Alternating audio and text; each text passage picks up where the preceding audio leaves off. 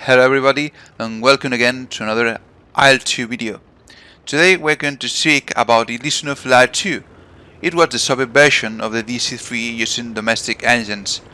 The weaker engines meant that it could only carry 2.5 tons. In comparison, the similar C-47 could carry 4 tons with its more powerful engines and could do so while flying 80 km per hour faster. As a bomber, the limited performance of the Li-2 didn't prevent the Soviets from deciding it would make a good night bomber. Facing the shortages of both transport and longer-range bombers in 1941, they chose a hybrid aircraft. Equipped with up to 3 gunners and 1 ton of bombs, these transports flew into battle. On rare occasions, they pushed these to as much as 2.6 tons of bombs. The pilot was even equipped with a single fixed forward fighting edge machine gun to deal with threats, although the fixed machine gun was often removed in later production examples due to a lack of targets which were worth it. While added armor, fire suppression and gunners helped, however, when attacked, aggressive evasive maneuvers enabled by the designs in a lower speed maneuverability was often what allowed escape if the pilot was running time.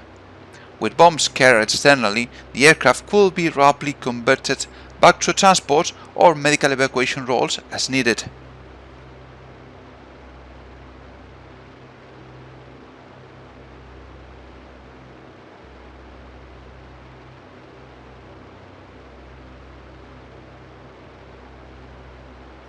The maneuverability of the design was also put to good use when dropping commandos over a similarly small area required circling pilots to bank at a 70-degree angle during the drop. As the war progressed, female pilots were more likely to be assigned to secondary roles, flying Li-2 transports and U-2 BS biplane night bombers. Nevertheless, they took part in many daring operations alongside the man. While often overlooked, these transports and night bombers represent some of the most important and daringly flown aircraft of the war.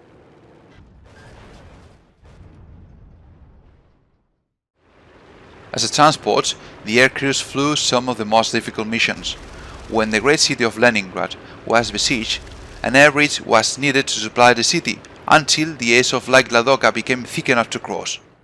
Unable to fly at night for fear of opening a gap in air defenses for German bombers and without adequate fighter escorts, the pilot resorted to flying as low as possible.